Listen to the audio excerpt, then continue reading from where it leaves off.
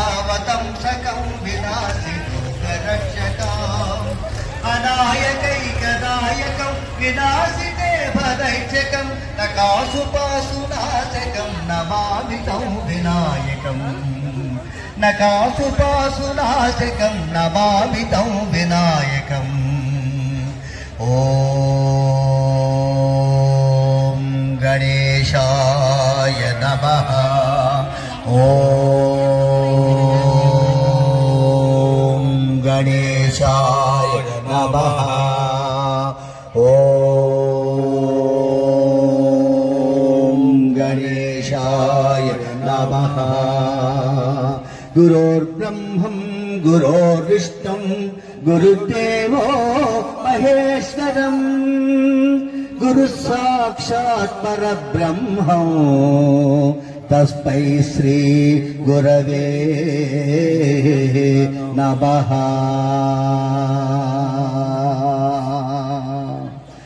या कुन्देन्दु तुषारहारधवला या शुभ्रवस्त्रान्विता या वीणा वरदण्डमण्डितकरा या श्वेता पद्मासना या ब्रह्माच्युत शंकर प्रभृतिर्विद्धे श्री सदा पूजिता सा मां पातु सरस्वती भगवती निशेषजाड्याः ॐ शांति शांति शांतिः ॐ शांति शांति शांतिः धन्यवादमुలు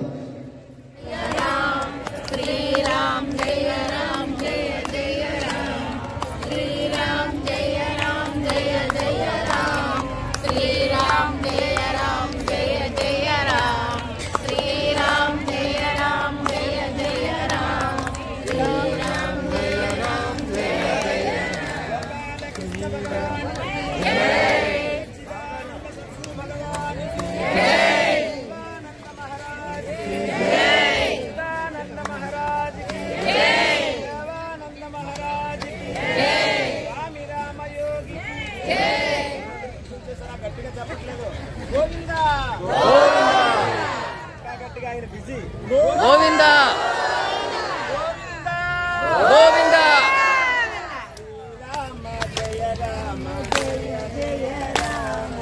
శ్రీరామ జయ రామ జయ జయ రామ శ్రీరామ జయ రామ జయ జయ శ్రీరామ జయ రామ జయ జయ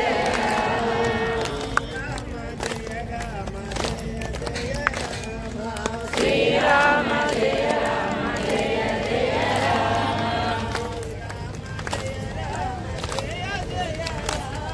శ్రీరామ జయ రామ జయ జయ రామ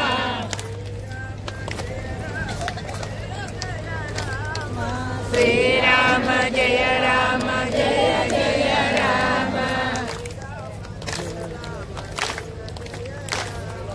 శ్రీరామ జయ రామ జయ జయ రామ శ్రీరామ జయ రామ జయ జయ రామ శ్రీరామ జయ రామ జయ జయ రామ శ్రీరామ జయ రామ జయ జయ రామ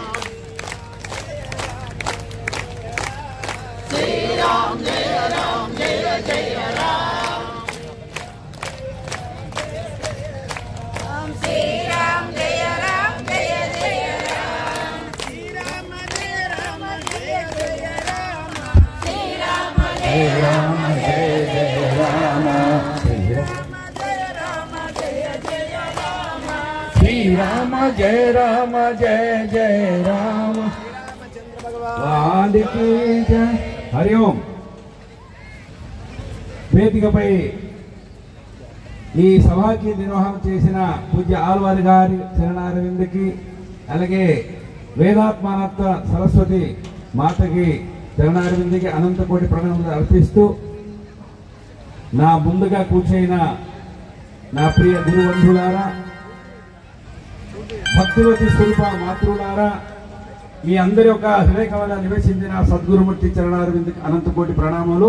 హరి ఓం తచ్చత్. ఓం నమో నారాయణాయ.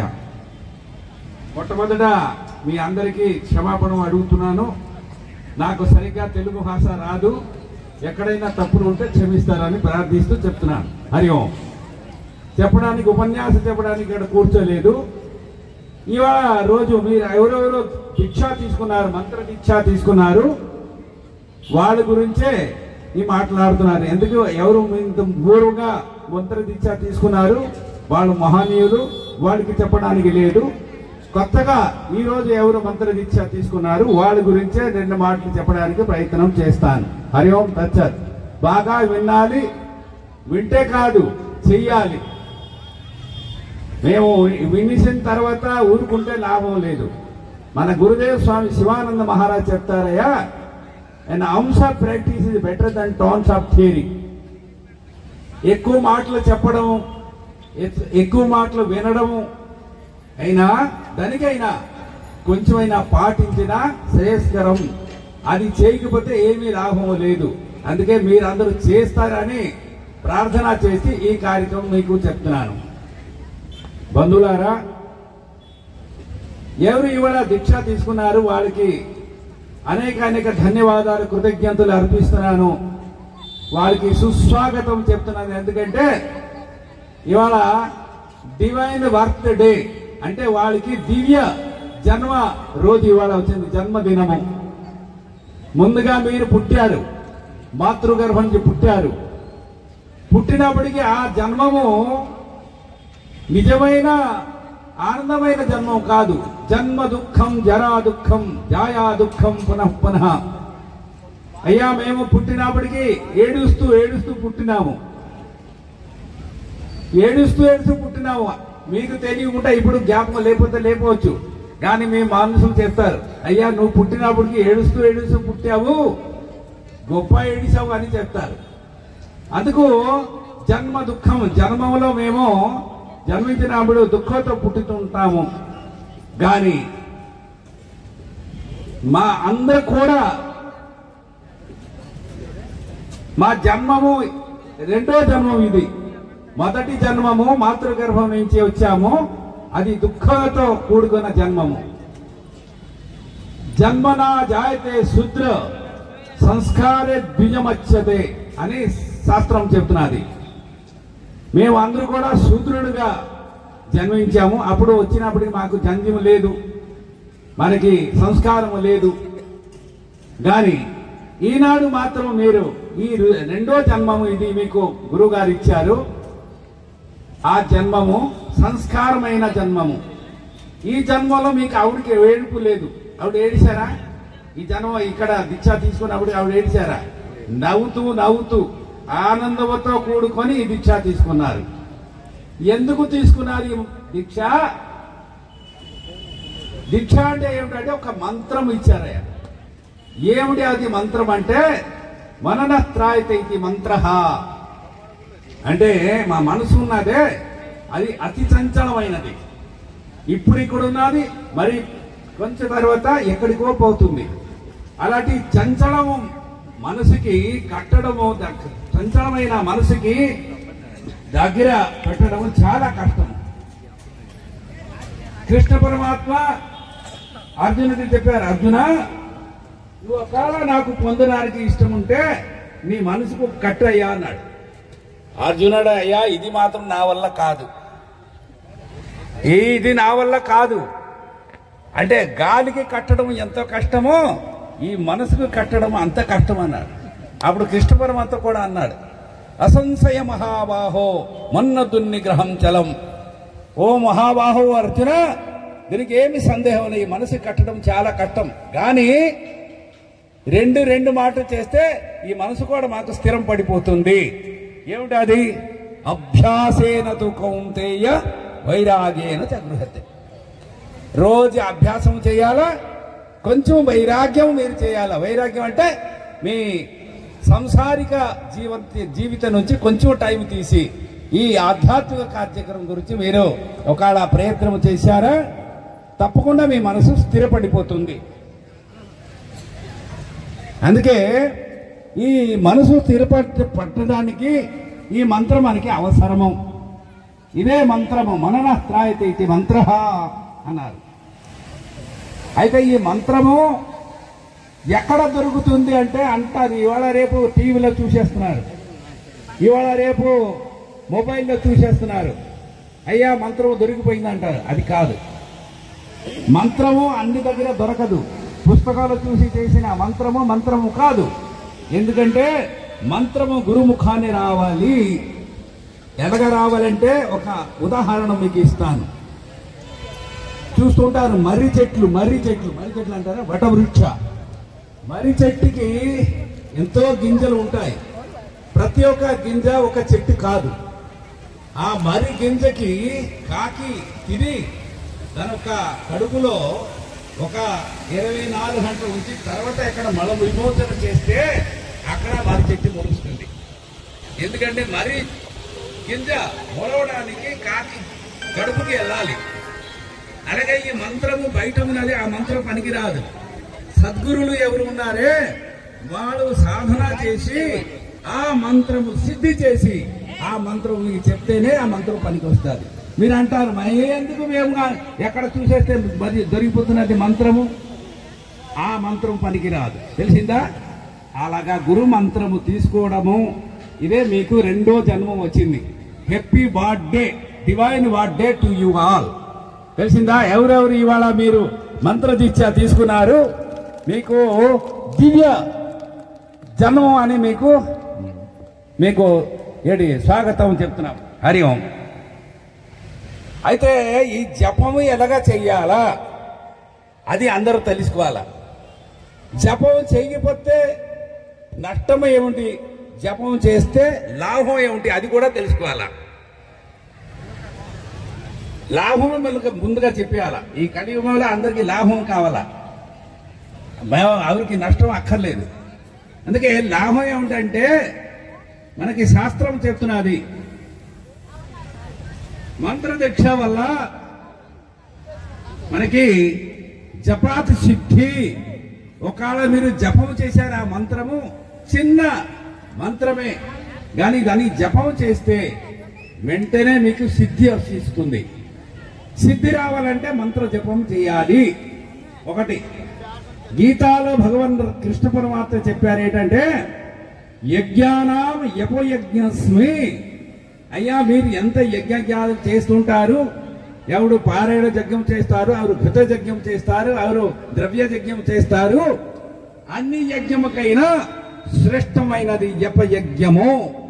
ఒకవేళ యపయజ్ఞం చేస్తే ఎంత లాభమో ఇతర యజ్ఞంలో అంత లాభం మీకు దొరకదు. అందుకే మీరు జపం తపయజ్ఞము అనుష్ఠానము రోజు చెయ్యాలి.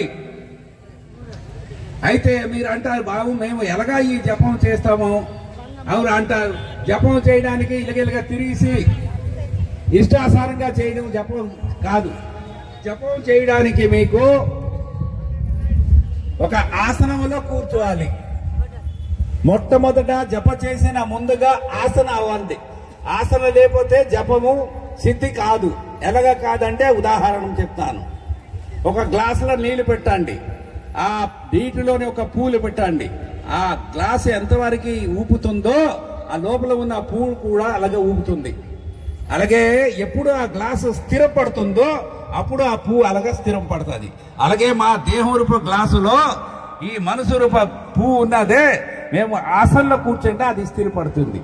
ఎంతవరకు ఆసన చేయిపోతామో అంతవరకు మా మనసు స్థిరం ఉండదు. అందుకే మొట్టమొదట ఆసనము అన్నారు. మనకి జపం చేయడానికి 3 ఆసనాలు ముఖ్యంగా మన గురుగారు చెప్పినారు యపయజ్ఞలో. ఏమిటి? మొట్టమొదట పద్మాసనము. అందరికీ తెలిసిన పద్మాసనం వాళ్ళు చేసినారా లేదా? ఏది ఎవరు హూ అనరు. పద్మాసనము ఈ శరీరంకి ఇప్పుడు 78 సంవత్సరాలు అయిపోయింది, 80 సంవత్సరాలు అయిపోతున్నది అవడానికి. ఇప్పుడు కూడా నేను పద్మాసనం చేస్తున్నాను. అవసరం ఉంటే చూపిస్తాను. చూడండి, పద్మాసనము. ఒకవేళ మీరు అంటారు లేదు పద్మాసనం ఏం చేయలేము అంటే మరొక ఆసనం సుఖాసనము. ఈ సుఖాసనం చేయాలి. సుఖాసనం చేయడానికి ఏమీ అభ్యంతరం లేదు. ముసలి వాళ్ళు కూడా పిల్లలు కూడా సుఖాసనం చేయగలరు. దాని పేరే ఆసనం సుఖాసనం. అది చేస్తే సుఖము ఆనందము అవుతుంది. మొట్టమొదట మీరు ఆసనంలో కూర్చోవాలి. నీలా కూర్చొని అంటే కింద కూర్చొని జపం చేయకూడదు. ఏదైనా అనుష్ఠానం చేయాలంటే మొట్టమొదట ఆసనం చేయాలి. ఎలాంటి ఆసనం చేయాలి అది చెప్పడానికి ఇప్పుడు టైం లేదు. గీత 6వ అధ్యాయంలో మీరు చదివితే అక్కడ ఉన్నది ఎలాగెలాగ ఆసనం చేస్తారు. ఏమి లేకపోయినా ఒక ఇది కమలాసనం అంటారు. కమల అంటే దానికి ఏంటంటారు? రగ్ కంబళ అంటారా? కంబలి ఒక వేసేసి హరిఓం కంబళి వేసేసి దాని మధ్య కూర్చోండి. అది ఆ ఆసనం మీద కూర్చుంటారు. ఎటువైపు మనిషి ముఖం చేసి కూర్చుంటారు బాగా గుర్తుపెట్టండి. ఈ దక్షిణ దిశకి పశ్చిమ దిశకి ముఖం ఎప్పుడు పట్టకండి. మీరు పూర్వ దిశకి లేకపోతే ఉత్తర దిశకి ముఖం చేసి కూర్చోవాలి. తూర్పు దిగము లేకపోతే ఉత్తర దిగం తెలిసిందా? ఈ 2 దిశలకి చూసి మీరు జపము చేయాలి. జపం చేసినప్పటికీ మీకు మాలా గుడి ఉంటుంది. ఆ మాల ఇవాళ ఎవరెవరు దీక్ష తీసుకున్నారు వాళ్ళందరికీ కూడా మాల ఇచ్చారు. ఆ మాలలోని 108 పూసలు ఉంటాయి. ఆ మాలలోని 108 పూసలు ఉంటాయి.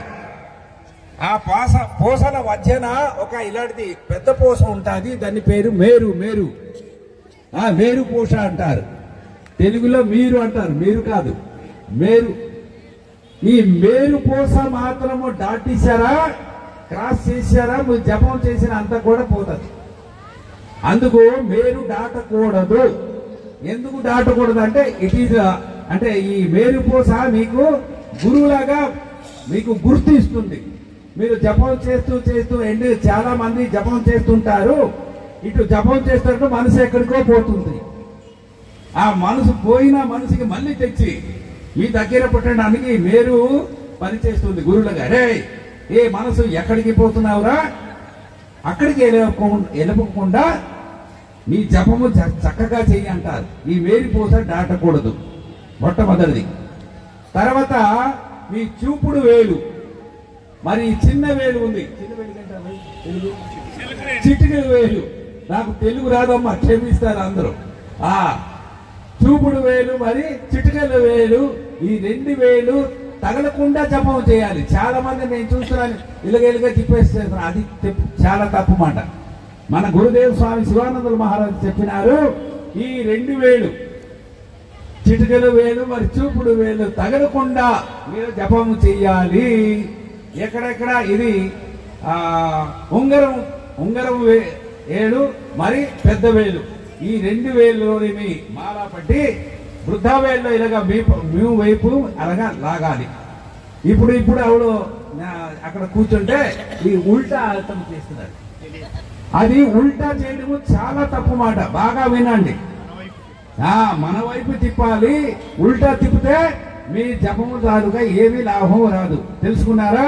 ఇదైంది జపము తాలూకా నియమాలు. మళ్ళీ జపము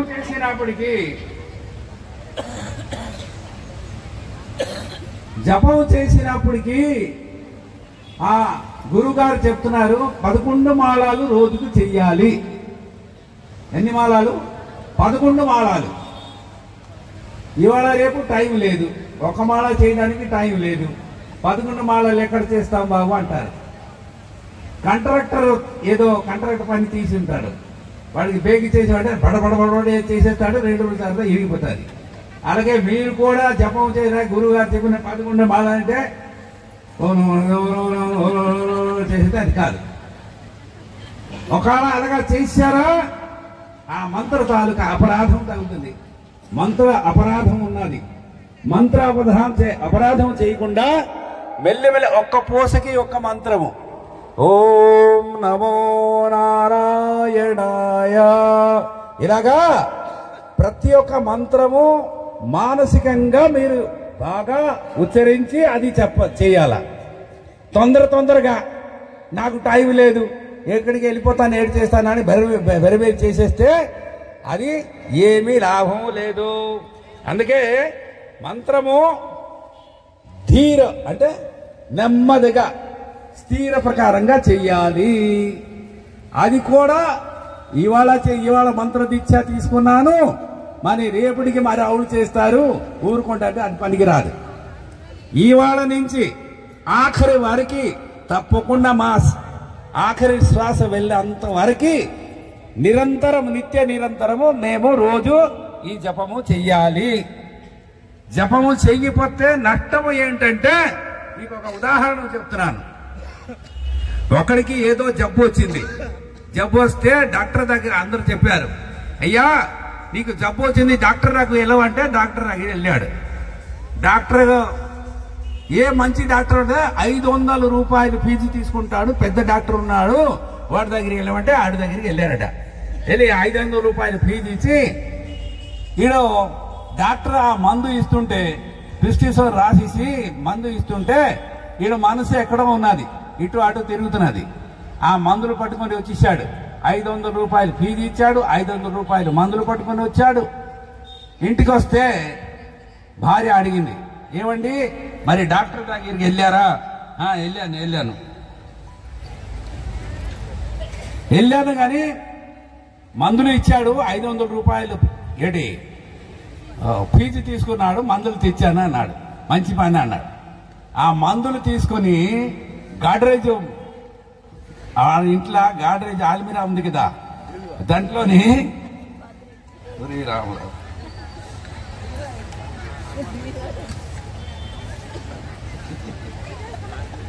ఆ గాడ్రేజ్ అల్మిరాలో పెట్టించాడు మందులంతా. ఇంకా కొన్ని రోజుల తర్వాత ఇంకా జబ్బు పెరిగిపోయింది. అందరికి చెప్పాడు, అయ్యా 500 రూపాయలు డాక్టర్ ఫీజు తీసుకున్నాడు, 500 రూపాయలది మందులు ఇచ్చాడు, కానీ నా జబ్బు బాగా కాలేదంటే అందరూ అన్నారు, ఏరే మంచి డాక్టరే అడిగిస్తాడు. డాక్టర్ గారు చెప్పారు, అయ్యా మీరు ఏ మందులు ఇచ్చాడు వాడు నిందిస్తున్నాడు మీకంటే.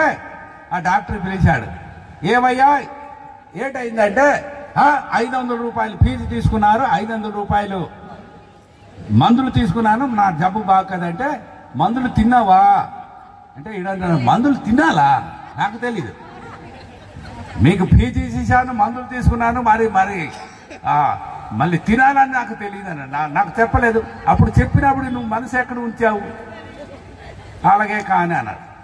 అయితే వాడికి 2 జబ్బులు ఉన్నట, ఏడి కడుపు నొప్పి మరి కంటు నొప్పి 2 ఉన్నది.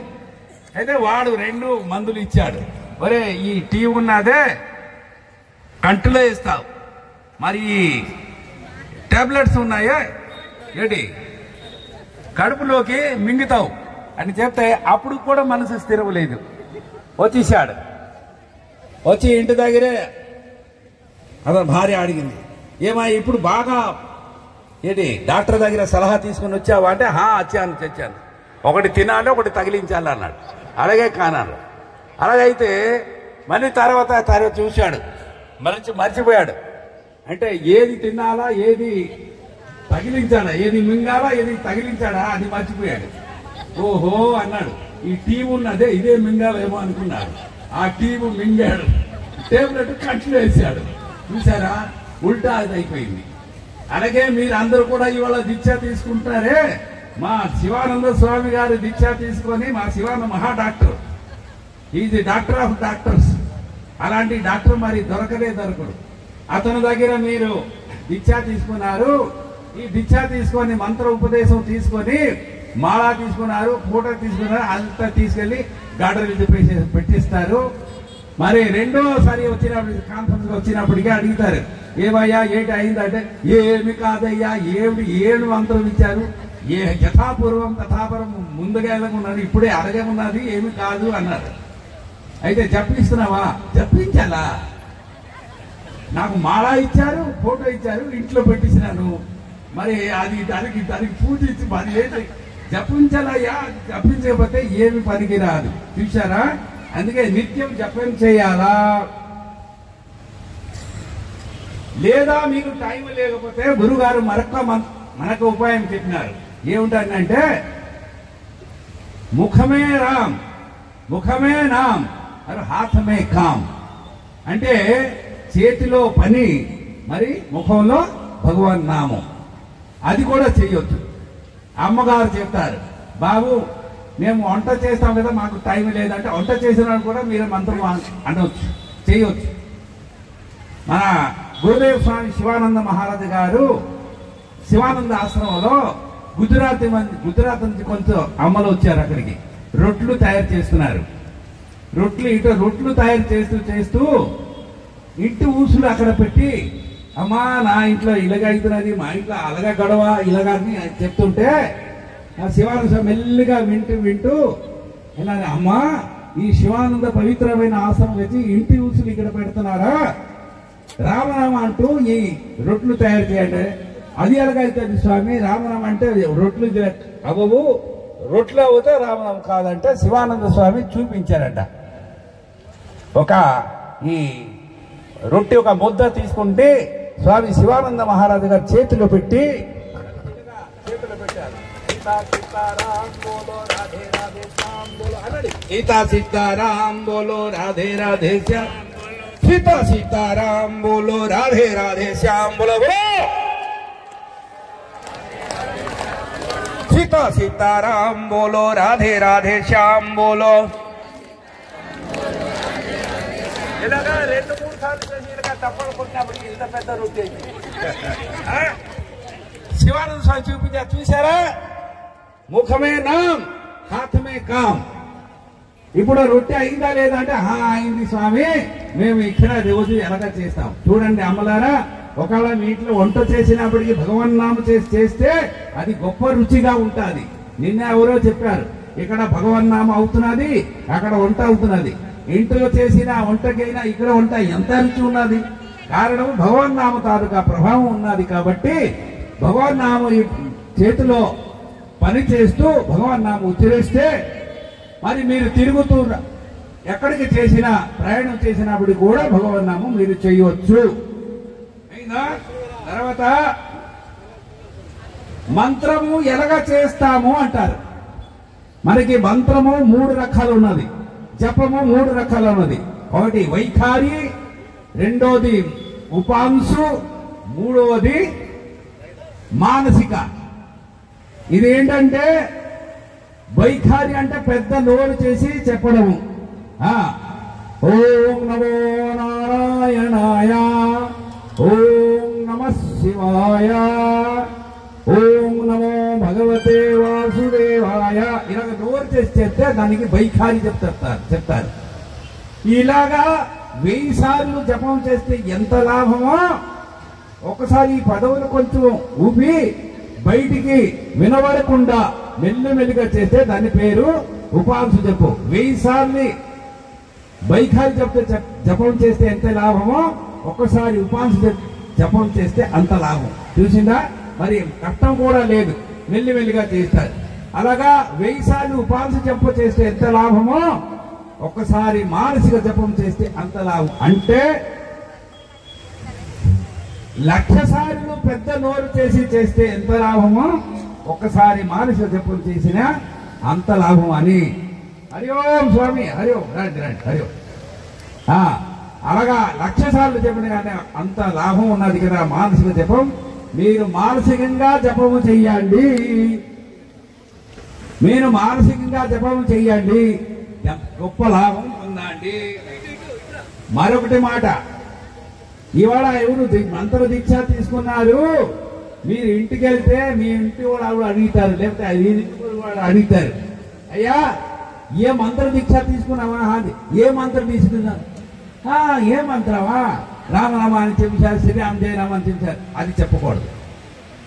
మంత్రము అతి గుహ్యతము, అంటే చాలా గుప్తంగా ఉంచాలి. ఇలా కదా ఎవరు మంత్రము దీక్ష తీసుకున్నారు, భార్య తీసుకుంటే భర్తకు కూడా చెప్పకూడదు, భర్త తీసుకుంటే భార్య కూడా చెప్పకూడదు. అలాంటి గుప్తంగా ఉంచాలి నా మంత్రము. అలాగ చేస్తే, జపము చేస్తే మీకు గొప్ప లాభం వస్తుంది. మరి మళ్ళీ మళ్ళీ మీరు జన్మించడం, మళ్ళీ మళ్ళీ పుట్టడం, మళ్ళీ మళ్ళీ చవడము అది మనకి రాదు. జన్మ రహితం అయిపోతుంది. అందుకు మీ అందరు కూడా అలాంటి జపము చెయ్యండి, రోజువారీ చెయ్యండి, నిత్యము చెయ్యండి, ఆనందం పొందండి, దివ్యగతి లభించండి అని చేస్తూ నాకు ఇచ్చిన టైం అయిపోయింది. ఇంతటితో నా వాచనిక సేవ పరిసమాప్తి చేస్తున్నాను. తప్పులు ఉంటే క్షమిస్తారు. కోటి ఒక మాట, నిన్న 10 నిమిషాలు ఇచ్చారు. గురుగారు అన్నారు, ఒరే నీకు సాధన రాని అరగంట ఇవాళ ఇచ్చారు. ఏదో చాలా చాలా ధన్యవాదాలు కార్యకర్తలకి, మరి సభా నిర్వాహాలకి అనేక ధన్యవాదాలు. ఈ సేవకుడికి మళ్ళీ అందరికైనా ఇంకా ఎక్కువ టైం అయిపోయింది. అరగంట, నిన్న 15 నిమిషాలు, ఇలాగా 45 నిమిషాలు మీతో సత్సంగం చేయడానికి అర్హత ఇచ్చారు గురుగారు. గురుగారికి అనేక కృతజ్ఞత అర్పిస్తూ మీ అందరికీ ధన్యవాదాలు చెప్తూ ఇంతటితో ముగిస్తాను. హరి ఓం తత్సత్. కాయన వాచా మనిషేంద్రియవా బుద్ధ్యాత్మనా ప్రకృతే స్వభావ గురోభిజ సకలం పరస్మై నారాయణికి సమర్పయామి. గురునారాయణికి సమర్పయామి. ధన్యవాదాలు. శ్రీ గురుశరణానంద స్వామి వారు, మనందరము ఇక్కడ నేను అనుకోవడం ప్రకారంగా మంత్రదీక్ష తీసుకున్న వాళ్ళమే ఉన్నాం. మంత్రదీక్ష తీసుకోవడం దేనికంటే మోక్షాన్ని పొందడానికి. అది పొందాలి అంటే ఏం చేయాలి అన్న విషయాన్ని ఆయన చెప్పారు. మనకు ఒక సామెత ఉంది, బియ్యం పదును తప్పిన, రోగి పత్యం తప్పిన, వ్యవసాయం అదును తప్పిన పనికి రావని చెప్తారు. మోక్షం కావాలి అంటే మంత్ర జపం చేయాల్సిందే. ఆ విషయాలన్నీ చెప్పారు.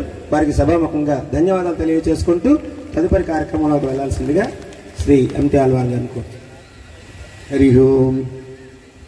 దివ్యాత్మస్వరూపులారా, అనేకమైనటువంటి విషయాలు సాధకులు గమనిస్తున్నారు.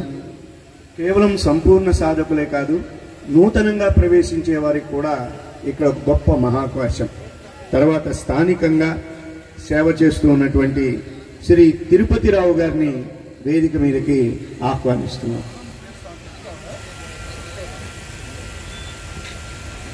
అలాగనే అప్పలనాయుడు గారు కూడా, యోగాశ్రీ అప్పలనాయుడు గారు విశాఖపట్నం, వారు కూడా వేదిక మీదకి రావాల్సిందిగా కోరుతున్నాం.